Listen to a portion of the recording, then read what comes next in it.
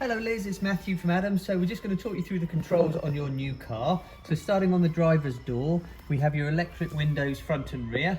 A little button here just stops the rear windows. If children in there pressing the buttons, they can't use them. This button here unlocks and locks the car. So when you open the door with the door handle, it will only open the driver's door. So you then press this button and that opens the rest of the car. This button here will fold the mirrors in. So if you parked at the side of the road, that will fold the mirrors. And then the little button at the top for your left and right mirror. Twist it to the right to operate the right mirror, and you move it like a little joystick, and same for the left. At the top here, you've got the memory for the seat. So when you have the seat in the position that you like, you press set and one of the number buttons at the same time, and that will then memorize that seat position to that number. So you've got two separate settings on there. And the seat adjustment is done from the electric buttons on the side just here. So this does the back of the seat. This one slides the base of the seat, lifts the front of the base of the seat, and lifts the whole seat. And then at the back here, we've even got an inflatable lumbar adjuster as well. Okay, down here that we've got... Hello Liz. So these buttons down here, just to talk you through those. The one on the left is for the brightness of your dial, so you can tailor how bright they are. This one here is a memory height for the boot. So the boot will normally open full height. If the button's pushed in, it will then only open about a quarter of the way up, just in case there's a low roof above the car. This button here, with the mirrors, there's a little indicator in the mirror to let you know if there's somebody in the blind spot of the car. If you didn't want that switched on, you just press that button to switch it off.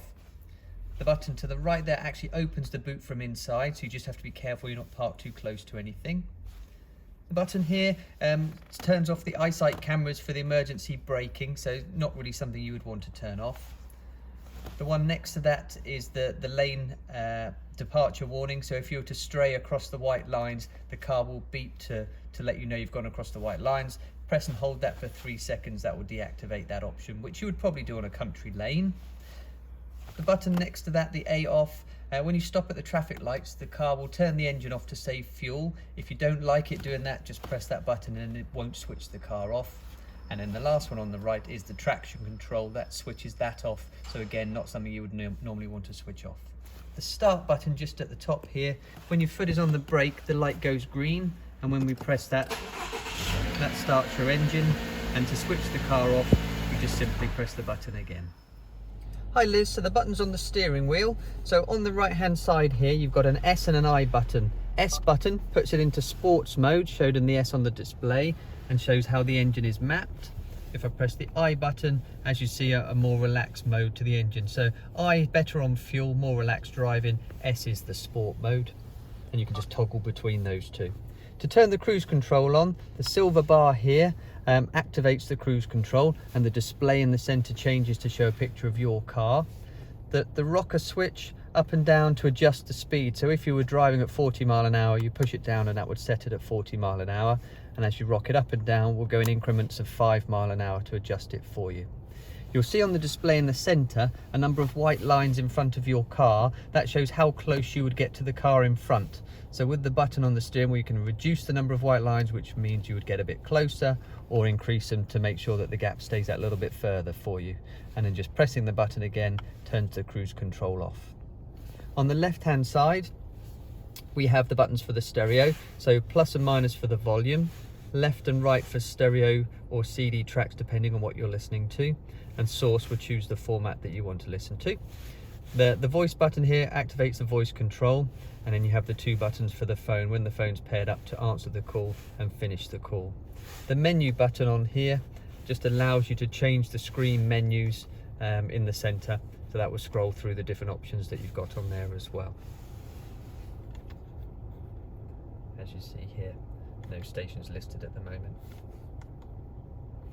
On the bottom of the steering wheel, we have these 2 arrows, and that allows you to change the trip computer behind the steering wheel.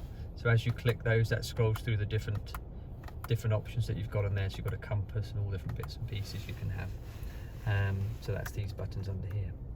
On the stereo, down the side, we've got the home button, which takes us to the main screen, so you can choose what it is you want to use. So whether it's the maps or the audio, as we press map, brings up your navigation, and I say home button always takes you back to this previous screen. with the apps, these are apps you can download to your phone once it's paired up, and then you can access those from the screen here as well. With the telephone, as we click on here, it will talk you through how to pair a phone. So it's quite straightforward. Would you like to add a phone? Just press OK, and on your phone you go into settings and Bluetooth, and it will show the car listed on there for you to choose from. The heater controls we've got underneath here.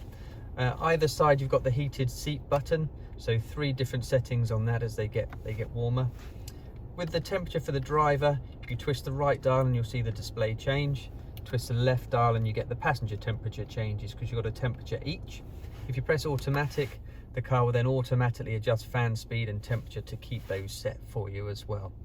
If you're in the car on your own and you didn't want to adjust both temperatures, just turn dual off and the drivers will do both parts. Okay, underneath we've got the gear lever here, so foot has to be on the brake, and then we've got reverse, neutral, down into drive. As we nudge the lever across, that would go into manual, and in the center here shows first gear, and as I pull the paddles, that will change up a gear or down a gear. It will only let you do so much, so you can't do anything wrong, but if you nudge it back over to the left, it goes into drive and it does it all for you. The handbrake, you lift the bar up to put the handbrake on, and pushing the bar down will take the handbrake off. So again, quite easy. With the handbrake on, as you drive off, it will automatically release as long as your seatbelt's on and the door's shut. On the left hand side here, we've got hill assist, so if you stop the car on a steep hill, it would automatically hold it on the brake for when you drive away. And on the right, the X mode button heightens all the traction control, so it gives you constant torque, so in bad weather, press that button. Okay, enjoy your new car.